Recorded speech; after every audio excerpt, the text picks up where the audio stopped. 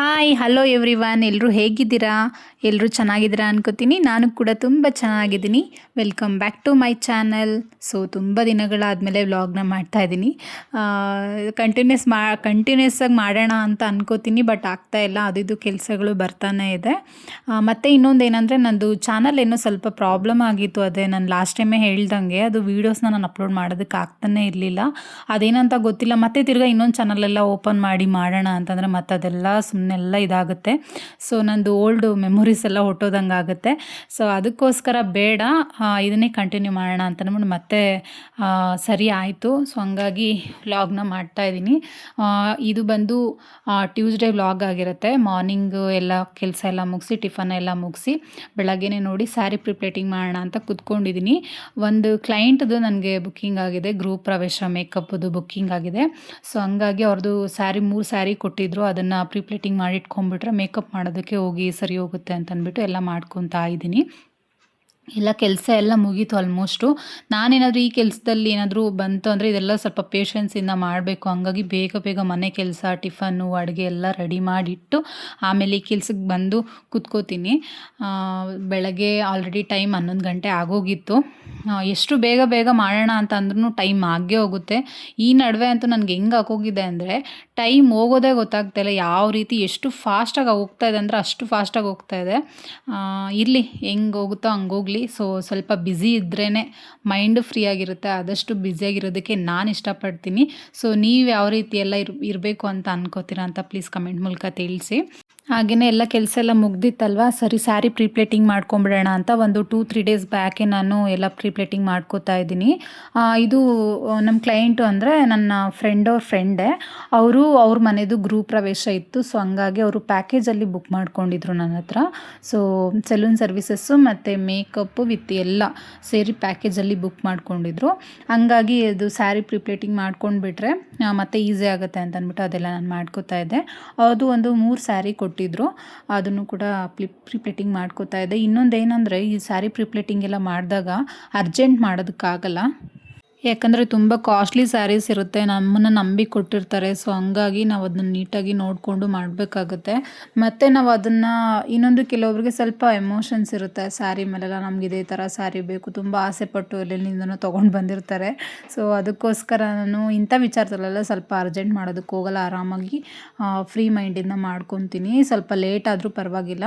ಯಾಕಂದರೆ ಕಾಸ್ಟ್ಲಿ ಸೀರೆಸು ಮತ್ತು ಸೀರೆಗಳಿರ್ತವೆ. ಮತ್ತು ಇನ್ನೊಂದು ಅವ್ರಿಗೇನೋ ಒಂದು ಅಟ್ಯಾಚ್ಮೆಂಟ್ ಇರುತ್ತೆ, ಅದನ್ನು ನಾವು ಹಾಳು ಮಾಡಬಾರ್ದು. ಸೊ ಆ ನಂಬಿಕೆನ ಉಳಿಸ್ಕೊಬೇಕು ಅಂದ್ಬಿಟ್ಟು ನಾನು ಆ ಥರ ಅರ್ಜೆಂಟಲ್ಲಿ ಮಾಡೋದಕ್ಕೆ ಹೋಗಲ್ಲ.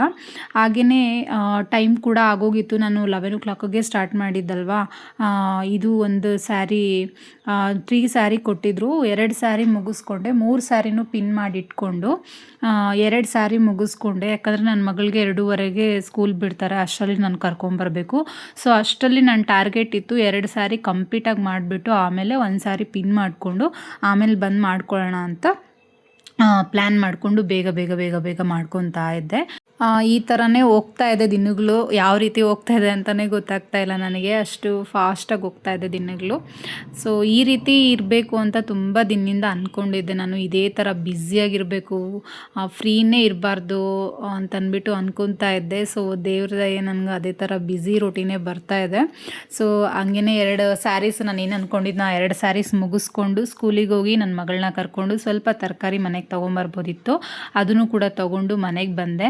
ನನ್ನ ಮಗಳು ನೋಡಿ ತುಂಬ ದಿನದ ಮೇಲೆ ವ್ಲಾಗ್ ಮಾಡ್ತಿದ್ನಲ್ವ, ಅವಳಿಗೇನೋ ಖುಷಿ. ಏನು ಮಮ್ಮಿ ಕ್ಯಾಮ್ರಾ ಇಟ್ಕೊಂಡು ಏನು ಮಾಡ್ತಾಯಿದ್ಯಾ ನೀನು ಫೋನಲ್ಲಿ ಅಂತ ಕೇಳ್ತಾಯಿದ್ಲು. ವ್ಲಾಗ್ ಮಾಡ್ತಾಯಿದ್ಯಾ ಅಂತ ಕೇಳ್ತಾಯಿದ್ಲು. ನಾನು ಮಾತಾಡ್ತೀನಿ ಅಂತ ಇದ್ಲು. ಸೊ ಅದು ಬ್ಯಾಕ್ಗ್ರೌಂಡ್ ಸ್ವಲ್ಪ ಡಿಸ್ಟರ್ಬೆನ್ಸ್ ಇತ್ತು, ಹಂಗಾಗಿ ನಾನು ಅವಳ ವಾಯ್ಸ್ನ ಹೈಡ್ ಮಾಡಿ ಮಾಡ್ತಾಯಿದ್ದೀನಿ. ಅವಳು ಎಲ್ಲರೂ ಹೇಗಿದ್ದೀರಾ, ಚೆನ್ನಾಗಿದ್ದೀರಾ ಅಂತ ನಾನು ಕೇಳ್ತೀನಲ್ವ, ಸೊ ಸೇಮ್ ಅದೇ ಥರ ಕೇಳ್ತಾ ಇದ್ಲು. ಸೊ ಬಂದಿದ್ದ ತಕ್ಷಣ ಫಸ್ಟು ಯೂನಿಫಾರ್ಮ್ ಎಲ್ಲ ಚೇಂಜ್ ಮಾಡಿ, ಅವಳೇ ಸಾಕ್ಸ್ ಎಲ್ಲ ಬಿಚ್ಚಿ ಯೂನಿಫಾರ್ಮ್ ಎಲ್ಲ ಚೇಂಜ್ ಮಾಡಿ ಊಟ ಎಲ್ಲ ಮಾಡಿ ಎಲ್ಲ ಅವಳೇ ಮಾಡ್ಕೋತಾಳೆ. ಸ್ಕೂಲ್ಗೆ ಹೋದಾಗಿಂದ ನಿಜವಾಗ್ಲೂ ತುಂಬ ಅಂದರೆ ತುಂಬ ಇಂಪ್ರೂವ್ಮೆಂಟ್ ಆಗೋಗಿದ್ದಾಳೆ. ನಾನೇ ಮಾಡಬೇಕು ಆ ಥರ ಎಲ್ಲ ಏನೂ ಇಲ್ಲ. ತುಂಬ ಖುಷಿ ಆಗುತ್ತೆ ಇದೆಲ್ಲ ನೋಡಿದಾಗ. ಸೊ ಅವಳ ಕೈಯಲ್ಲಿ ಆಗಿಲ್ಲ ಅಂದರೆ ಅದನ್ನು ನಾನು ಮಾಡ್ತೀನಿ. ಹಾಗೆಯೇ ಒಂದು ಪಾರ್ಸಲ್ ಬರೋದಿತ್ತು, ಅದು ಕೂಡ ಬಂತು. ಇದು ಒಂದು ನನ್ನ ಫೇವ್ರೇಟ್ ಅಂತಲೇ ಹೇಳ್ಬೋದು. ಮತ್ತು ಒಂದು ಸ್ವಲ್ಪ ಅಪ್ಗ್ರೇಡ್ ಆಗಿದೆ ಅಂತಲೇ ಹೇಳ್ಬೋದು. ಯಾವ ಥರ ಅಂತಂದರೆ ಮುಂದೆ ಹೇಳ್ತೀನಿ ನಿಮಗೆ. ಹಾಗೆಯೇ ಅವಳಿಗೆ ಒಂಚೂರೆಲ್ಲ ಊಟ ಎಲ್ಲ ತಿನ್ನಿಸ್ಬಿಟ್ಟು ಎಲ್ಲ ಮುಗಿಸ್ಕೊಂಡು ಒಂದು ಸ್ಯಾರಿ ಪೆಂಡಿಂಗ್ ಇತ್ತಲ್ವ, ಅದು ಎಲ್ಲ ಅವಳು ಸ್ವಲ್ಪ ರಿಲ್ಯಾಕ್ಸ್ ಆಗಬೇಕಲ್ಲ, ಮನೆಗೆ ಬಂದಿದ್ದ ತಕ್ಷಣ ನಾನು ಕೆಲಸ ಇಟ್ಕೊಳಕ್ಕಾಗಲ್ಲ. ಅವಳನ್ನೆಲ್ಲ ಗಮನಿಸಿ ಅವಳದೆಲ್ಲ ನೋಡಿ ಎಲ್ಲ ಕ್ಲಿಯರಾಗಿ ಅವಳು ಆಟ ಆಡ್ಕೊಳ್ಬೇಕಾದ್ರೆ ನಾನು ಮಾಡ್ಕೊಬೇಕಾಗತ್ತೆ. ಸರಿ ಅಂತ ಇದೊಂದು ಸ್ಯಾರಿ ಇತ್ತಲ್ವ ಪೆಂಡಿಂಗು, ಅದು ಕೂಡ ಬೇಗ ಬೇಗ ನೀಟಾಗಿ ಐರನ್ ಮಾಡಿ ಪ್ಲೇಟಿಂಗ್ ಮಾಡಿ ಎತ್ತಿಟ್ಬಿಟ್ಟೆ. 3 ಸ್ಯಾರಿನೂ ಎತ್ತಿ ಇಟ್ಬಿಟ್ಟೆ. ಇನ್ನೊಂದು 2 ಡೇಸ್ ಇತ್ತಲ್ವ, ಸೊ ಅರ್ಜೆಂಟಲ್ಲಿ ಇದ್ದಾಗ ಮಾಡೋದಕ್ಕಾಗಲ್ಲ ಅಂತ ಅಂದ್ಬಿಟ್ಟು ಹಾಗೆಯೇ 3 ಸ್ಯಾರಿದು ಸ್ವಲ್ಪ ಫೋಟೋಸು ಎಲ್ಲ ತೊಗೊಳ್ಬೇಕಿತ್ತು, ಸ್ಟೇಟಸ್ಗೆಲ್ಲ ಹಾಕೋಕ್ಕೆ ಬೇಕಾಗುತ್ತಲ್ವ.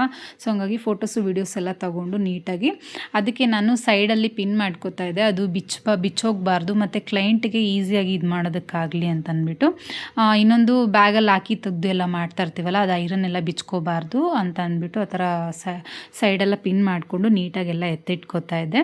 ಅದೆಲ್ಲ ಎತ್ತಿಟ್ಕೊಂಡು ಆದಮೇಲೆ ಪಾರ್ಸಲ್ ಬಂದಿದ್ದನ್ನ ತೆಗ್ದು ನೋಡಬೇಕು ಅಂತ ಅವಾಗಿಂದ ಕ್ಯೂರಿಯಾಸಿಟಿ. ಬಟ್ ಅದು ಬೇಗ ಮುಗಿಸ್ಬಿಡೋಣ ಫಸ್ಟ್ ಕೆಲಸ ಅಂತ ಅಂದ್ಬಿಟ್ಟು ಅದು ಮುಗಿಸ್ಕೊತಾ ಇದ್ದೆ. ನನ್ನ ಮಗಳು ನೋಡಿ ಯಾವ ರೀತಿ ಆಟ ಆಡ್ಕೊತಿದ್ದಾಳೆ. ಪಾಪ ನನಗೆ ಜಾಸ್ತಿ ಹಿಂಸೆನೇ ಕೊಡಲ್ಲ ಅವಳು, ಆರಾಮಾಗಿ ಆಟ ಆಡ್ಕೊಂಡು ಇದ್ಬಿಡ್ತಾಳೆ. ನೋಡಿ ಇದೇ ನನ್ನ ಪಾರ್ಸಲ್, ಇದು ನನ್ನ ಫೇವ್ರೇಟ್ ಅಂತಲೇ ಹೇಳ್ಬೋದು. ಎಷ್ಟು ದಿನದಿಂದ ಅನ್ಕೋತಾ ಇದ್ದೆ ಅಂತಂದರೆ ನಿಜವಾಗ್ಲೂ ತುಂಬ ದಿನದಿಂದ ಅನ್ಕೋತಾ ಇದ್ದೆ.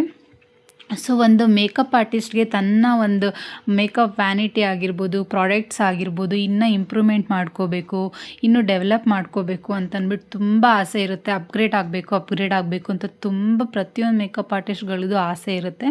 ನನಗೂ ಕೂಡ ಅಷ್ಟೇ ಒಂದು ಸಣ್ಣ ಆಸೆ, ಇದೆಲ್ಲ ಅಪ್ಗ್ರೇಡ್ ಮಾಡ್ಕೋಬೇಕು ಅಂತ. ನನ್ನ ಹತ್ರ ಒಂದು ಚಿಕ್ಕ ಬ್ಯಾಗ್ ಇತ್ತು. ಸೊ ಬ್ಯಾಗಿಗೋಸ್ಕರ ಇವಳು ಇಷ್ಟೊಂದು ಬಿಲ್ಡಪ್ ಕೊಡ್ತಿದ್ದಾಳೆ ಅಂತ ಅಂದ್ಕೊಳ್ಳೋದಕ್ಕೆ ಹೋಗಬೇಡಿ. ಸೊ ಇದು ನಾನು ದುಡ್ದಿದ್ದ ದುಡ್ಡಲ್ಲಿ ತೊಗೊಳ್ಳೋದು ಒಂದು ಆಸೆ. ಅಂದರೆ ಇವಾಗ ಏನಂತಾರೆ, ಮೇಕಪ್ಪಲ್ಲೇ ಅದರಲ್ಲೇ ನಾನು ಸಂಪಾದನೆ ಮಾಡಿ ಅದಕ್ಕೆ ಏನು ಬೇಕು ಅಂತಂದ್ಬಿಟ್ಟು ಅದರಲ್ಲೇ ಇನ್ವೆಸ್ಟ್ಮೆಂಟ್ ಮಾಡಿ ತೊಗೊಳ್ಳೋದಿದೆಯಲ್ವ, ಅದ್ರ ಖುಷಿನೇ ಬೇರೆ. ನಮ್ಮ ಹಸ್ಬೆಂಡ್ ಕೇಳಿದರೆ ಕೊಡಿಸ್ಬಿಡ್ತಾಯಿದ್ರು, ಬಟ್ ನಂಗೆ ಆ ಥರ ತೊಗೊಳ್ಳೋದಕ್ಕೆ ಇಷ್ಟ ಇಲ್ಲ. ನಾನು ಸಂಪಾದನೆ ಮಾಡಿ ಅದರಲ್ಲೇ ನಾನು ತೊಗೋಬೇಕು ಅನ್ನೋದಿತ್ತು. ಸೊ ಹಂಗಾಗಿ ಇದೊಂದು ಮೇಕಪ್ ವ್ಯಾನಿಟಿ ಟ್ರಾಲಿ ಬ್ಯಾಗ್ನ ನಾನು ಆರ್ಡ್ರ್ ಮಾಡ್ಕೊಂಡಿದ್ದೆ. ಇದು ಕೂಡ ಬಂದಿತ್ತು. ಇದರಲ್ಲಿ ಬಂದು 6 ಪೌಚಸ್ ಇರುತ್ತೆ. ನಿಜವಾಗ್ಲೂ ಇದರಲ್ಲಿ ನನ್ನ ಪ್ರಾಡಕ್ಟ್ಸ್ ಎಲ್ಲ ಹಿಡಿಯುತ್ತಾ ಅಂತ ಅಂದ್ಕೊತಾ ಇದ್ದೆ. ನಿಜವಾಗ್ಲೂ ಹೇಳ್ತೀನಿ, ಏರ್ ಪ್ರಾಡಕ್ಟ್ಸು, ಮೇಕಪ್ ಪ್ರಾಡಕ್ಟ್ಸು ಪ್ರತಿಯೊಂದು ಒಂದೇ ಬ್ಯಾಗಲ್ಲಿ ಮುಗಿಸ್ದೆ. ಅಷ್ಟು ಚೆನ್ನಾಗಿದೆ. ಕ್ವಾಲಿಟಿ ಮಾತ್ರ ಫಸ್ಟ್ ಕ್ವಾಲಿಟಿ ತುಂಬ ಚೆನ್ನಾಗಿದೆ. ಆರಾಮಾಗಿ ನನ್ನ ಹತ್ರ ಇರೋ ಪ್ರಾಡಕ್ಟ್ಸ್ ಎಲ್ಲ ನಾನು ಆರಾಮಾಗಿ ಅದರಲ್ಲಿ ಇಟ್ಕೊಂಡೆ. ತುಂಬ ಚೆನ್ನಾಗಿದೆ ಅಂತಲೇ ಹೇಳ್ಬೋದು. ನಾನು ಆನ್ಲೈನಲ್ವ ಯಾವ ರೀತಿ ಬರುತ್ತೋ ಅಂತ ಅಂದ್ಕೊಂಡೆ, ಬಟ್ ತುಂಬ ಚೆನ್ನಾಗಿ ಬಂದಿತ್ತು. ಕ್ವಾಲಿಟಿ ವೈಸ್ ಅಂತೂ ತುಂಬ ಚೆನ್ನಾಗಿತ್ತು. 6 ಪೌಚಸ್ಸಲ್ಲಿ ಬರೀ ನನ್ನ ಮೇಕಪ್ ಪ್ರಾಡಕ್ಟ್ಸ್ ಇಡ್ಸಿದ್ರೆ ಸಾಕು. ನಾನು ಏರ್ ಪ್ರಾಡಕ್ಟ್ಸ್ ಎಲ್ಲ ನಾನು ಸಪ್ರೇಟ್ ಬ್ಯಾಗ್ ಇಟ್ಕೊಂಡಿದ್ದೆ. ಸೊ ಅದರಲ್ಲಿ ಇಟ್ಕೊಳ್ಳೋಣ ಅಂತ ಅಂದ್ಕೊಂಡಿದ್ದೆ. ನೋಡಿ ಇದು ನಿಮ್ಗೆ ಆಲ್ರೆಡಿ ನಾನು ಫಸ್ಟು ಹಿಂದಿನ ವೀಡಿಯೋಗಳಲ್ಲಿ ನಾನು ಇದು ಮೇಕಪ್ ವ್ಯಾನಿಟಿ ನಿಮ್ಗೆ ತೋರಿಸಿದ್ದೀನಿ ಯಾವ ರೀತಿ ಇದೆ ಅಂತ ಅಂದ್ಬಿಟ್ಟು. ಇದರಲ್ಲಿ 1-2 ಫೌಂಡೇಶನ್ಸು, ಮಾಯ್ಶ್ಚರೈಸರ್ಸ್, 1-2 ಎಕ್ಸ್ಟ್ರಾ ಅಪ್ಗ್ರೇಡ್ನ ಮಾಡ್ಕೊಂಡಿದ್ದೀನಿ. ಅದು ಹಿಂದಿನ ವೀಡಿಯೋಗಳಲ್ಲಿ ನಾನು ಯಾವುದೇ ರೀತಿ ವೀಡಿಯೋಸ್ನ ನಾನು ಮಾಡೋದಕ್ಕಾಗಲಿಲ್ಲ. ಸೊ ನನ್ನ ಹತ್ರ ಇರೋ ಫೌಂಡೇಶನ್ಸ್, ಬರೀ ಫೌಂಡೇಶನ್ಸ್ಗೆ ಚಿಕ್ಕ ಪೌಚಲ್ಲಿ ಹಾಕಿಟ್ಕೊಳ್ಳೋಣ, ಒಂದೊಂದು ಪೌಚಲ್ಲಿ ಹಿಂಗೆ ಇಟ್ಕೊಳ್ಳೋಣ ಅಂತ ತುಂಬ ಖುಷಿ ಆಗ್ತೈತೆ. ಅದು ನೋಡಿದಾಗ ಏನಂತ ಗೊತ್ತಿಲ್ಲ. ಈ ಸಣ್ಣ ಈ ಖುಷಿಗಳು ಇಂಥ ವಿಚಾರಗಳಲ್ಲಿ ಸಿಗೋದು ಅನಿಸುತ್ತೆ. ದೊಡ್ಡದು ಬಂದ್ರೂ ನಮ್ಗೆ ಅಷ್ಟು ಖುಷಿ ಆಗಲ್ಲ ಅಂತ ಅನಿಸುತ್ತೆ. ಮೋಸ್ಟ್ಲಿ ಇರಬೇಕು, ಸಣ್ಣ ವಿಚಾರಕ್ಕೆ ತುಂಬ ಖುಷಿ ಪಡೋದು ಅಂತ ಹೇಳ್ತಾರಲ್ವ. ಸೊ ಹಂಗಾಗಿ ಸರಿ ಅಂತ ಮೇಕಪ್ ಪ್ರಾಡಕ್ಟ್ಸ್ ಎಲ್ಲ ಪೌಚಲ್ಲೆಲ್ಲ ಎತ್ತಿಟ್ಕೊಂಡೆ. ನೋಡಿದ್ರೆ ಇನ್ನೂ ಜಾಗ ಬೇಜಾನಿತ್ತು. ಮತ್ತು ಏರ್ ಪ್ರಾಡಕ್ಟ್ಸ್ ಆಗುತ್ತಾ ಅಂತ ಅಂದ್ಬಿಟ್ಟು ಟ್ರೈ ಮಾಡಿದೆ ಎಲ್ಲ. ನನಗಿನ್ನೂ ಒಂದು 2-3 ಅದರಲ್ಲಿ 6 ಪೌಚಸ್ ಇರುತ್ತೆ ಟೋಟಲ್ಲು. 2 ಚಿಕ್ಕದು, 4 ದೊಡ್ಡದೇನೋ ಪೌಚಸ್ ಇರುತ್ತೆ. ಎಲ್ಲ ನೋಡಿ ಎಲ್ಲ ಇಟ್ಕೊಂಡೆ, ಬಟ್ ಇನ್ನೂ ಆರಾಮಾಗಿ ಜಾಗ ಇತ್ತು. ಮತ್ತು ಏರ್ ಪ್ರಾಡಕ್ಟ್ಸ್ ಎಲ್ಲ ಬ್ಯಾಗಲ್ಲೆಲ್ಲ ತೆಗೆದು ತಿರ್ಗಿ ಇದರಲ್ಲೆಲ್ಲ ಜೋಡಿಸ್ಕೊಂಡೆ. ಆರಾಮಾಗಾಯಿತು ನನಗೆ. ನನ್ನ ಹತ್ರ ಇರೋ ಪ್ರಾಡಕ್ಟ್ಸ್ಗೆ ಬ್ಯಾಗು ಆರಾಮಾಗಿ ಕರೆಕ್ಟಾಗಿ ಆಯಿತು ನನಗೆ. ಓ ಸರಿ, ಇದರಲ್ಲೇ ಆರಾಮಾಗಿ ಒಂದು ಬ್ಯಾಗ್ ಸಾಕಪ್ಪ, ಯಾರು 2 ಬ್ಯಾಗ್ ಕುತ್ಕೊಂಡು ಹೋಗ್ತಾರೆ ಅಂದ್ಬಿಟ್ಟು ಒಂದು ಬ್ಯಾಗಲ್ಲಿ ಇಟ್ಟು ನೋಡಿದೆ. ಸರಿ ಕರೆಕ್ಟಾಗಿ ಆಯಿತು ಅಂತ ಅಂದ್ಬಿಟ್ಟು ಎಲ್ಲ ಎತ್ತಿಟ್ಕೋತಾ ಇದ್ದೆ. ಹಾಗೆಯೇ ನನಗೆ ನೆಕ್ಸ್ಟ್ ಡೇ ಅದೇ ಕ್ಲೈಂಟ್ದು ಅಂತ ಹೇಳಿದ್ನಲ್ವ, ಸ್ಯಾರಿ ಪ್ರಿಪ್ಲೇಟಿಂಗ್ ಮಾಡಿದ್ದು, ಅವ್ರದ್ದೇ ಮೇಕಪ್ ಇತ್ತು ಒಂದು 2 ಡೇಸು. ಅದಕ್ಕೆ ಹೆಂಗೂ ಬ್ಯಾಗೆಲ್ಲ ಆರ್ಗನೈಸ್ ಮಾಡ್ಕೋತಾ ಇದ್ದೀನಿ. ಅದು ಹಂಗೇ ಅದಕ್ಕೆ ಏನೇನು ಬೇಕು, ನೆಕ್ಸ್ಟ್ ಮೇಕಪ್ಗೆ ಏನೇನು ಬೇಕೋ ಎಲ್ಲ ಅರೇಂಜ್ ಮಾಡ್ಕೊಳ್ಳೋಣ ಅಂತಂದ್ಬಿಟ್ಟು ಅದೆಲ್ಲ ತೆಗೆದಿಟ್ಕೋತಾ ಇದ್ದೆ. ಅದಕ್ಕೆ ಪಿನ್ಸು, ಸೇಫ್ಟಿ ಪಿನ್ಸು ಎಲ್ಲ ಖಾಲಿಯಾಗಿರುತ್ತೆ. ಇನ್ನೊಂದು ಮೇಕಪ್ ಎಲ್ಲ ಮುಗಿಸ್ಕೊಂಡು ಬಂದಾಗ ಸ್ವಲ್ಪ ಎಲ್ಲ ಮೆಸ್ಸಿ ಆಗಿರುತ್ತೆ. ಸೊ ಬಂದಿದ್ದು ಇದರಲ್ಲಿ ಅರ್ಜೆಂಟಾಗಿ ಸ್ವಲ್ಪ ಏನೇನು ಬೇಕೋ ಅಷ್ಟು ಮಾತ್ರ ಅರೇಂಜ್ ಮಾಡ್ಕೊಂಡಿರ್ತೀನಿ. ಬಟ್ ಫುಲ್ಲು ಎಲ್ಲ ಆಗೋದಿಲ್ಲ. ಸಣ್ಣ ಪುಟ್ಟ ಏನಾದರೂ ಮರೆತಾಗ, ಸೊ ಒಬ್ಬೊಬ್ಬರು ಒಂದೊಂದು ಥರ ಹೇರ್ ಸ್ಟೈಲ್ ಕೇಳ್ತಾರೆ. ಹಂಗಾಗಿ ನಾವು ಒಂದು ಸ್ವಲ್ಪ ಎಕ್ಸ್ಟ್ರಾನು ತೊಗೊಂಡೋಗಿರ್ಬೇಕಾಗತ್ತೆ. ಯಾವ ರೀತಿ ಯಾವುದು ಹೆಂಗೆ ಕೇಳ್ತಾರೆ ಕ್ಲೈಂಟ್ಸ್ ಅಂತ ಹೇಳೋದಕ್ಕಾಗಲ್ಲ. ಮತ್ತು ಇನ್ನೊಂದು ಬ್ರಷಸ್ ಎಲ್ಲ ಲಾಸ್ಟ್ ಟೈಮ್ ಮೇಕಪ್‌ಗೆ ಹೋಗಿ ಬಂದು ಎಲ್ಲ ಹಾಗೆ ಇಟ್ಬಿಟ್ಟಿದ್ದೀನಿ. ಅದನ್ನು ಕ್ಲೀನೇ ಮಾಡಿರಲಿಲ್ಲ ನಾನು. ಮಾಡಿ ಇಟ್ಟಿದ್ದೀನಿ ಅಂತ ಅಂದ್ಕೊಂಡಿದ್ದೀನಿ, ಬಟ್ ಕ್ಲೀನೇ ಮಾಡಿಲ್ಲ. ಸೊ ನೋಡಿದ್ಮೇಲೆ ಗೊತ್ತಾಗ್ತಾ ಇದೆ, ಅಯ್ಯೋ ಕ್ಲೀನ್ ಮಾಡಿಲ್ವಲ್ಲ ಅಂತಂದ್ಬಿಟ್ಟು ಅದನ್ನು ಕೂಡ ನೀಟಾಗೆಲ್ಲ ಕ್ಲೆನ್ಸ್ ಮಾಡ್ಕೋತಾ ಇದ್ದೆ. ಸರಿ ಅಂತಂದ್ಬಿಟ್ಟು ಮಾಡ್ತಾ ಮಾಡ್ತಾ ಟೈಮ್ ಹೋಗಿದ್ದೇ ಗೊತ್ತಾಗಿಲ್ಲ. ಸಂಜೆ ಆಗೇ ಹೋಯಿತು. ನನ್ನ ಮಗಳು ಕೂಡ ಹಾಲು ಅಂತ ಕೇಳ್ತಾ ಇದ್ಲು. ಅವಳಿಗೆ ಬೆಳಗ್ಗೆ ಸಾಯಂಕಾಲ ಹಾಲು ಕೊಟ್ಬಿಟ್ರೆ ಖುಷಿಯಾಗಿ ಆಟ ಆಡ್ಕೊಂಡು ಇದ್ಬಿಡ್ತಾಳೆ. ಜಾಸ್ತಿ ಕೊಡಲ್ಲ, ಬೆಳಗ್ಗೆ ಸಾಯಂಕಾಲ ಅಷ್ಟೇ. ಸರಿ ಅಂತ ಹಾಲು ಒಂಚೂರು ಕೊಟ್ಟು ನಾನೊಂಚೂರು ಕಾಫಿ ಕುಡಿದು ಇನ್ನು ನೈಟ್ ಆದರೆ ಏನು ಅಡುಗೆ ಏನು ಮಾಡೋದು ಅಂತ ಚಿಂತೆ ಎಲ್ಲ ಹೆಣ್ಮಕ್ಳಿಗೂ ಇದೆ ಅಲ್ವಾ. ಸರಿ ಅಂತ ನಮ್ಮ ಮನೆಯವರು ಹಾಗಲಕಾಯಿ ಗೊಜ್ಜು ಮಾಡು ಅಂತಂದ್ಬಿಟ್ಟು ತುಂಬ ದಿನದಿಂದ ಕೇಳ್ತಾಯಿದ್ರು. ಅವರಿಗೆ ಮುದ್ದೆ ಜೊತೆಗೆ ತುಂಬ ಇಷ್ಟ. ನನಗೆ ಮುದ್ದೆಗೆ ಅಷ್ಟಿಷ್ಟ ಆಗಲ್ಲ, ಚಪಾತಿಗೆ ತುಂಬ ಇಷ್ಟ. ಈ ಥರ ಎಲ್ಲದಕ್ಕೂ ಚಪಾತಿಗೆ, ಮುದ್ದೆಗೆ, ಬಿಸಿ ಬಿಸಿ ಅನ್ನಕ್ಕೆ ತುಂಬ ಚೆನ್ನಾಗಿರುತ್ತೆ. ಮತ್ತು ಹೆಲ್ತು ಕೂಡ ಒಳ್ಳೇದಲ್ವ ಹಾಗಲಕಾಯಿ, ಹಂಗಾಗಿ. ಮತ್ತು ಮಧ್ಯಾಹ್ನ ನಾನು ಸ್ಕೂಲ್ ಹತ್ರ ಮಗುನ ಕರ್ಕೊಂಬರ್ಬೇಕಾದ್ರೆ ಹಂಗೆ ಸ್ವಲ್ಪ ತರಕಾರಿ ತೊಗೊಂಬಂದು ಕೂಡ ಅದು ಹಂಗೆ ಇಟ್ಬಿಟ್ಟಿದ್ದೀನಿ, ತೆಗೀಲೇ ಇಲ್ಲ, ಮರ್ತೇ ಹೋಗಿದ್ದೀನಿ ಕೆಲಸದಲ್ಲಿ. ಸರಿ ಅಂತ ಟೊಮೆಟೊ ಎಲ್ಲ ಏನು ಬೇಕೋ ಅದನ್ನು ಮಾತ್ರ ತೊಗೊಂಡು ಬಂದಿದ್ದೆ. ಹಿಂದಿನ ದಿನ ಸ್ವಲ್ಪ ತರಕಾರಿ ತೊಗೊಂಬಂದು ಹಾಗೆ ಇಟ್ಟಿದ್ದೆ. ಟೊಮೆಟೊ ಹಾಗಲಕಾಯಿ ಬೇಕಾಗಿತ್ತು, ಹಂಗಾಗಿ ತೊಗೊಂಡು ಬಂದೆ. ಸರಿ ಅಂತ ಹಾಗಲಕಾಯಿ ನಾನು ಒಂದು 3-4 ಥರ ಮಾಡ್ತೀನಿ ಹಾಗಲಕಾಯಿ ಗೊಜ್ಜು. ಇದು ಯಾವ ರೀತಿ ಅಂದರೆ ಈ ಥರ ನೀವು ಒಂದು ಸಲ ಟ್ರೈ ಮಾಡಿ. ಅಷ್ಟು ನಿಮಗೆ ಕಹಿ ಅನಿಸಲ್ಲ ಮತ್ತು ಹೆಲ್ತು ಕೂಡ ತುಂಬಾ ಒಳ್ಳೆಯದು. ನಾನಿಲ್ಲಿ ಒಂದು 300 ಗ್ರಾಮ್ ಅಷ್ಟು ಹಾಗಲಕಾಯಿನ ತೊಗೊಂಡಿದ್ದೀನಿ. ಸ್ವಲ್ಪ ಎಳೆದಿದೆ ಇದು. ಇದನ್ನು ಮೇಲೆ ಒಂದು ಸ್ವಲ್ಪ ಸಿಪ್ಪೆ ಎಲ್ಲ ನೀಟಾಗಿ ಕಟ್ ಮಾಡಿಕೊಂಡು ಇದನ್ನು ನಾನು ರೌಂಡಾಗಿ ಕಟ್ ಮಾಡ್ಕೊತಾ ಇದ್ದೀನಿ. ನೀವು ಯಾವ ರೀತಿ ಬೇಕಾದ್ರೂ ಮಾಡ್ಕೋಬೋದು. ಇದು ತುಂಬ ಸಣ್ಣ ಸಣ್ಣಕ್ಕೂ ಮಾಡ್ಕೊಂಡು ತಿಂತಾರೆ. ನಮ್ಮನೇಲಿ ಈ ಥರ ಮಾಡಿದ್ರೆ ಇಷ್ಟ, ಹಂಗಾಗಿ. ಮತ್ತು ಇದು ಎಳೆದಾದರೆ ಸ್ವಲ್ಪ ಹಾಗೆ ಹಾಕ್ಬಿಡಿ, ಇಲ್ಲ ಸ್ವಲ್ಪ ಬೀಜ ಥರ ಬಂದಿದೆ ಅಂದರೆ ಸೆಂಟ್ರಲ್ ಅದು ರಿಮೂವ್ ಮಾಡಿಬಿಟ್ಟು ಇಟ್ಬಿಡಿ. ಮತ್ತು ಇದಕ್ಕೊಂದು ಪಾತ್ರೆಗೆ ಅದಕ್ಕೊಂಚೂರು ಉಪ್ಪು ಮತ್ತು ಅರಿಶಿನ ಹಾಕ್ಬಿಟ್ಟು ಮಿಕ್ಸ್ ಮಾಡಿಬಿಟ್ಟು ಒಂದು 10 ಮಿನಿಟ್ಸು ಬಿಟ್ಬಿಡಿ. ಹಾಗಲಕಾಯಲ್ಲಿ ಅದರಲ್ಲಿರೋ ಕಹಿ ಅಂಶ ಎಲ್ಲ ನೀರು ಮುಖಾಂತರ ಇದಾಗ್ಬಿಡುತ್ತೆ. ಅದನ್ನು ಆಚೆ ಹಾಕ್ಬಿಟ್ರೆ ಅಷ್ಟು ಕಹಿ ಅನಿಸಲ್ಲ, ಚೆನ್ನಾಗಿರುತ್ತೆ. ಮತ್ತು ಇದನ್ನೆಲ್ಲ ನಾನು ಮಿಕ್ಸ್ ಮಾಡಿಬಿಟ್ಟು ಇಟ್ಬಿಟ್ಟೆ. ಹಾಗೆ ರುಬ್ಬಕ್ಕೆ ಇದು ಮಾಡೋಣ ಅಂತಂದ್ಬಿಟ್ಟು, ರುಬ್ಬಕ್ಕೆ ಏನೇನು ಬೇಕೋ ತೊಗೊಳ್ಳೋಣ ಅಂದ್ಬಿಟ್ಟು ಮಾಡ್ತಾಯಿದ್ದೆ. ಇದು ಕೆಲವೊಬ್ಬರು ರುಬ್ಬಿ ಮಾಡ್ತಾರೆ, ಹಾಗೇನೂ ಮಾಡ್ತಾರೆ. ನಾನು ಲಾಸ್ಟ್ ವೀಡಿಯೋದಲ್ಲಿ ನಿಮಗೆ ಹಾಗೆ ಫ್ರೈ ಮಾಡಿರೋ ತೋರಿಸಿದ್ದೀನಿ. ಈ ಥರ ರೆಸಿಪಿ ನಾನು ಹಾಕಿಲ್ಲ, ಸೊ ಹಂಗಾಗಿ ಈ ವಿಡಿಯೋನ ಮಾಡ್ತಾಯಿದ್ದೀನಿ. ಇದಕ್ಕೆ ನಾನು ಈರುಳ್ಳಿ, ಬೆಳ್ಳುಳ್ಳಿ ಮತ್ತು ಟೊಮೆಟೊ ಕ್ವಾಂಟಿಟಿ ಕಮ್ಮಿ ಬೇಕು ಅಂದರೆ ಜಸ್ಟ್ ಟೊಮೆಟೊ ಮಾತ್ರ ಸೇರಿಸ್ಕೋತೀನಿ. ಒಂದು ಅರ್ಧ ಅಷ್ಟು ಈರುಳ್ಳಿ ತೊಗೊಂಡಿದ್ದೀನಿ, ಒಂದು 4 ಸುಳಿ ಬೆಳ್ಳುಳ್ಳಿ ತೊಗೊಂಡಿದ್ದೀನಿ, ಒಂದು 3-4 ಟೊಮೆಟೊ ಅದನ್ನು ತೊಗೊಂಡಿದ್ದೀನಿ. ಹಾಕ್ಕೊಂಡು ಇದನ್ನು ಚೆನ್ನಾಗಿ ನೀಟಾಗಿ ನುಣ್ಣಗೆ ರುಬ್ಕೊಂಬಂದ್ಬಿಡ್ಬೇಕು. ಇದಕ್ಕೆ ನೀರೇನೋ ಹಾಕೋಷ್ಟಿಲ್ಲ, ಟೊಮೆಟೊ ನೀರು ಬಿಟ್ಕೊಳುತ್ತಲ್ವ, ಹಂಗಾಗಿ ನೀರೇನೋ ಹಾಕೋ ಅಷ್ಟಿಲ್ಲ. ಚೆನ್ನಾಗಿ ನುಣ್ಣಗೆ ರುಬ್ಕೊಂಡಾದಮೇಲೆ ಇದಕ್ಕೆ ನಾನು 2 ಟೇಬಲ್ ಸ್ಪೂನ್ ಆಗೋಷ್ಟು ಧನಿಯಾ ಪುಡಿ, 1-1.5 ಟೇಬಲ್ ಸ್ಪೂನ್ ಆಗೋಷ್ಟು ಖಾರದ ಪುಡಿ, ನಿಮಗೆ ಖಾರ ಎಷ್ಟು ಬೇಕೋ ನೋಡಿಕೊಂಡು ಅಷ್ಟು ಹಾಕ್ಕೋಬೋದು. ಇಷ್ಟನ್ನು ಹಾಕ್ಕೊಂಡು ಚೆನ್ನಾಗಿ ಗ್ರೈಂಡ್ ಮಾಡ್ಕೊಂಬಂದ್ಬಿಡಬೇಕು.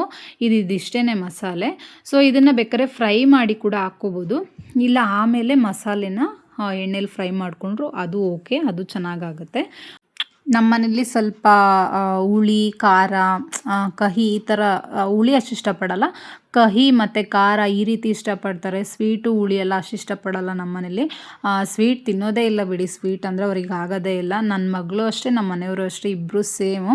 ಅವ್ರಿಗೆ ಖಾರ ಅಂದರೆ ಕ್ರಿಸ್ಪಿಯಾಗಿರಬೇಕು, ಖಾರವಾಗಿರಬೇಕು, ಈ ರೀತಿ ಅಂದರೆ ತುಂಬ ಇಷ್ಟಪಡ್ತಾರೆ. ನಾನು ತುಂಬ ದಿನದಿಂದ ಅನ್ಕೊತಾ ಇದ್ದೆ, ಮಾಡೋದಕ್ಕೆ ಆಗಲಿಲ್ಲ, ಆ ಕೆಲಸ ಈ ಕೆಲಸ ಅಂತ ಆಗಲೇ ಇಲ್ಲ. ಸರಿ ಅಂತ ಅದಕ್ಕೆ ಮಾಡಿಬಿಡೋಣ ಅಂತ ಮಾಡ್ಕೋತಾ ಇದ್ದೀನಿ. ಇಲ್ಲಿ ನಾನು ಇದಕ್ಕೆ ಒಗ್ಗರಣೆಗೆ ಒಂದು ದೊಡ್ಡ ಸೈಜ್ ಈರುಳ್ಳಿ, ಕರಿಬೇವು, ಕೊತ್ತಂಬರಿ ಸೊಪ್ಪು, ಇಷ್ಟೇ. ತುಂಬ ಸಿಂಪಲ್ ಅಂತಲೇ ಹೇಳ್ಬೋದು, ತುಂಬ ರುಚಿಯಾಗಿರುತ್ತೆ. ಇಲ್ಲಿ ನಾನು ಒಂದು ಪ್ಯಾನ್ ಇಟ್ಟಿದ್ದೀನಿ. ಪ್ಯಾನ್ಗೆ ಒಂದು 3-4 ಟೇಬಲ್ ಸ್ಪೂನ್ ಆಗೋಷ್ಟು ಎಣ್ಣೆ ಹಾಕ್ಕೊಂಡು ಇದಕ್ಕೆ ನಾನು 1 ಟೇಬಲ್ ಸ್ಪೂನ್ ಆಗೋಷ್ಟು ಸಾಸಿವೆನ ಹಾಕ್ಕೋತಾ ಇದ್ದೀನಿ. ಇದು ಒಂದು ಸ್ವಲ್ಪ ಚಿಟಪಿಟ ಅಂತ ಸಿಡಿದ ಮೇಲೆ ಇದಕ್ಕೆ ನಾನು ಕರಿಬೇವು ಮತ್ತು ಈರುಳ್ಳಿ ಎರಡನ್ನೂ ಸೇರಿಸ್ಕೊಂಡು ನೀಟಾಗಿ ಚೆನ್ನಾಗಿ ಮಿಕ್ಸ್ ಮಾಡ್ಕೋತೀನಿ. ಇದು ಸ್ವಲ್ಪ ಕಲರ್ ಚೇಂಜ್ ಆಗಬೇಕು, ಚೇಂಜ್ ಆಗಿ ಸ್ವಲ್ಪ ಹಸಿ ಸ್ಮೆಲ್ಲೆಲ್ಲ ಹೋಗಬೇಕು. ಈಗಿದ್ದಾಗ ನಾನು ಹಾಗಲಕಾಯಿನ ಆವಾಗಲೇ ನಾವು ಮಿಕ್ಸ್ ಮಾಡ್ಕೊಂಡಿದ್ವಲ್ಲ, ಅದಕ್ಕೆ ಅದು ಒಂದು 10 ನಿಮಿಷ ಮೇಲೇ ಆಗಿತ್ತು. ನೀರೆಲ್ಲ ಬಿಟ್ಕೊಂಡಿದ್ನೆಲ್ಲ ಅದು ನೀರೆಲ್ಲ ಬಿಸಾಕಿದ್ದೀನಿ. ಇದು ಬರೀ ಹಾಗಲಕಾಯಿನ ನೀಟಾಗಿ ಅದು ಎಣ್ಣೆ, ಈರುಳ್ಳಿ ಹಾಕ್ಕೊಂಡಿದ್ನಲ್ವ ಅದ್ರ ಜೊತೆನೇ ಚೆನ್ನಾಗಿ ಫ್ರೈ ಮಾಡ್ಕೋಬೇಕು. ಎಷ್ಟು ಫ್ರೈ ಮಾಡ್ಕೊತೀವೋ ಅಷ್ಟು ಚೆನ್ನಾಗಿರುತ್ತೆ ಮತ್ತು ಅಷ್ಟು ಕಹಿ ಅನಿಸಲ್ಲ. ಕಹಿ ಹೋಗೋದಕ್ಕೆ ಇದೊಂದು ಒಳ್ಳೆ ಯೂಸ್ಫುಲ್ ಟಿಪ್ಸ್ ಅಂತಲೇ ಹೇಳ್ಬೋದು. ಎಣ್ಣೆಯಲ್ಲಿ ಚೆನ್ನಾಗಿ ಹಾಗಲಕಾಯಿನ ಫ್ರೈ ಮಾಡ್ಕೊಳ್ಳಿ, ಮತ್ತು ಉಪ್ಪು ಮತ್ತು ಅರಿಶಿನ ಇದು ಹಾಕಿ 10 ಮಿನಿಟ್ಸ್ ಮಿಕ್ಸ್ ಮಾಡಿದ್ವಲ್ಲ ಅದು ಮತ್ತು ಇದರಿಂದ ನೀಟಾಗಿ ಹಾಗಲಕಾಯಲ್ಲಿ ಕಹಿ ಎಲ್ಲ ಹೊರಟೋಗುತ್ತೆ ಮತ್ತು ತುಂಬ ಟೇಸ್ಟಿಯಾಗಿರುತ್ತೆ. ಹಾಗೆಯೇ ಈ ಮಸಾಲೆ ನಾನು ರುಬ್ಕೊಂಡಿದ್ನಲ್ವ, ಆ ಮಸಾಲೆನೂ ಕೂಡ ಎಣ್ಣೆ ಜೊತೆ ಸೇರಿಸ್ಕೊಂಡು ಈ ಎಣ್ಣೆಯಲ್ಲಿ ಹಾಗಲಕಾಯಿನ ನಾನು ಒಂದು 10ರಿಂದ 15 ನಿಮಿಷ ಚೆನ್ನಾಗಿ ಫ್ರೈ ಮಾಡ್ಕೊಂಡಿದ್ದೀನಿ. ಒಂದು ಸ್ವಲ್ಪ ಅದರಲ್ಲೇ ಬೆಂದೋಗುತ್ತೆ ಅದು. ಮತ್ತು ನಾನು ರುಬ್ಕೊಂಡಿದ್ನಲ್ವ ಅದನ್ನು ಫುಲ್ಲು ಮಸಾಲೆನ ಸೇರಿಸ್ಕೊತಾ ಇದ್ದೀನಿ. ಅದನ್ನ ಸೇರಿಸ್ಕೊಂಡು ಚೆನ್ನಾಗಿ ಒಂದು 5 ಮಿನಿಟ್ಸ್ ಚೆನ್ನಾಗಿ ಫ್ರೈ ಮಾಡ್ಕೋಬೇಕು. ಆ ಎಣ್ಣೆ ಎಲ್ಲ ಬಿಟ್ಕೋಬೇಕು. ಮತ್ತು ನಾನು ಈರುಳ್ಳಿ ಟೊಮೊಟೊನ ನಾನು ಫ್ರೈ ಮಾಡದೆ ಹಾಕ್ಕೊಂಡಿರೋದ್ರಿಂದ ಅದರಲ್ಲೇ ಚೆನ್ನಾಗಿ ಫ್ರೈ ಮಾಡ್ಕೋಬೇಕು. ಅದು ಎಣ್ಣೆ ಎಲ್ಲ ಬಿಟ್ಕೊಂಡು ಹಸಿ ಸ್ಮೆಲ್ಲೆಲ್ಲ ಹೋಗಾದ್ಮೇಲೆ ಆ ಮಿಕ್ಸಿಲಿ ಇದ್ದಿದ್ದು ಸ್ವಲ್ಪ ಮಸಾಲೆಗೆ ಸ್ವಲ್ಪ ನೀರನ್ನು ಸೇರಿಸ್ಕೊಂಡು ಅದನ್ನು ಕೂಡ ನಾನು ಸೇರಿಸ್ಕೊತಾ ಇದ್ದೀನಿ. ಅದಕ್ಕೆ ಸೇರಿಸ್ಕೊಂಡು ಹಾಕ್ಕೊಂಡು ನಿಮಗೆ ಗ್ರೇವಿ ಎಷ್ಟವರೆಗೂ ಬೇಕು ಅಂದರೆ ನಿಮಗೆ ತಿಕ್ನೆಸ್ ನೀವು ನೋಡ್ಕೊಳ್ಳಿ. ನಿಮ್ಗೆ ಯಾವ ರೀತಿ ಬೇಕೋ, ತುಂಬ ಗಟ್ಟಿಯಾಗಿ ಬೇಕಂದ್ರೆ ನೀವು ಪಲ್ಯ ಥರನೂ ಮಾಡ್ಕೊಂಡು ತಿನ್ಬೋದು. ಜಸ್ಟ್ ಅದನ್ನ ಚೆನ್ನಾಗಿ ಫ್ರೈ ಮಾಡಿಕೊಂಡು ಹಂಗೂ ತಿನ್ಬೋದು. ಇಲ್ಲ ಗ್ರೇವಿ ಥರ ಇಷ್ಟಪಟ್ಟರೆ ಇದಕ್ಕೆ ಎಷ್ಟು ಬೇಕೋ ಅಷ್ಟನ್ನು ನೀರನ್ನ ಸೇರಿಸ್ಕೊಂಡು ಚೆನ್ನಾಗಿ ಫ್ರೈ ಮಾಡಿಕೊಂಡ್ರೆ, ಮತ್ತು ಅದಕ್ಕೆ ಲಾಸ್ಟಲ್ಲಿ ಕೊತ್ತಂಬರಿ ಸೊಪ್ಪು ಮತ್ತು ಫಸ್ಟೇ ನಾನು ಉಪ್ಪನ್ನ ಸೇರಿಸ್ಕೊಂಡಿದ್ದೆ. ಈಗ ರುಚಿ ನೋಡಿಕೊಂಡು ಇದಕ್ಕೊಂದು ಸ್ವಲ್ಪ ಉಪ್ಪನ್ನ ಸೇರಿಸ್ಕೊತಾ ಇದ್ದೀನಿ. ಉಪ್ಪನ್ನ ಸೇರಿಸ್ಕೊಂಡು ಚೆನ್ನಾಗಿ ಮಿಕ್ಸ್ ಮಾಡ್ಕೊಂಡು ಒಂದು 15 ಮಿನಿಟ್ಸು ಚೆನ್ನಾಗಿ ಕುದಿಸ್ಕೊಂಡ್ರೆ ಹಾಗಲಕಾಯಿ ಗೊಜ್ಜು ರೆಡಿ ಆಗಿಬಿಡುತ್ತೆ. ಸೊ ನಾನು ಮಾಡೋಷ್ಟರಲ್ಲಿ ನೈಟು 7-7:30 ಆಗೇ ಹೋಯಿತು. ಸರಿ ಅಂತ ಅದಕ್ಕೆ ನಾನು ಮುದ್ದೆ ಅನ್ನ ಮಾಡಿಕೊಂಡು ಇವತ್ತಿನ ಊಟನ ಮುಗಿಸ್ಕೊಂಡ್ವಿ. ಸೊ ಇಷ್ಟೇ ಇವತ್ತಿನ ವ್ಲಾಗ್. ಐ ಹೋಪ್ ವಿಡಿಯೋ ಇಷ್ಟ ಆಗಿದೆ ಅನ್ಕೋತೀನಿ. ಇಷ್ಟ ಆದರೆ ಲೈಕ್ ಮಾಡಿ, ಶೇರ್ ಮಾಡಿ, ಹಾಗೆ ನಮ್ಮ ಚಾನಲ್ನ ಸಬ್ಸ್ಕ್ರೈಬ್ ಮಾಡ್ಕೊಳ್ಳಿ. ಹೀಗೆ ನನಗೆ ಸಪೋರ್ಟ್ ಮಾಡ್ತಾಯಿರಿ ಅಂತ ಹೇಳ್ತೀನಿ. ಸೊ ಮುಂದೆ ಆದಷ್ಟು ನಾನು ವೀಡಿಯೋಸ್ಗಳನ್ನ ಹಾಕೋದಕ್ಕೆ ಟ್ರೈ ಮಾಡ್ತೀನಿ. ನೋಡೋಣ ಏನಾಗುತ್ತೆ ಅಂತ ಅಂದ್ಬಿಟ್ಟು. ಸೊ ಪ್ಲೀಸ್ ಹೀಗೆ ಸಪೋರ್ಟ್ ಮಾಡ್ತಾಯಿರಿ. Thank you.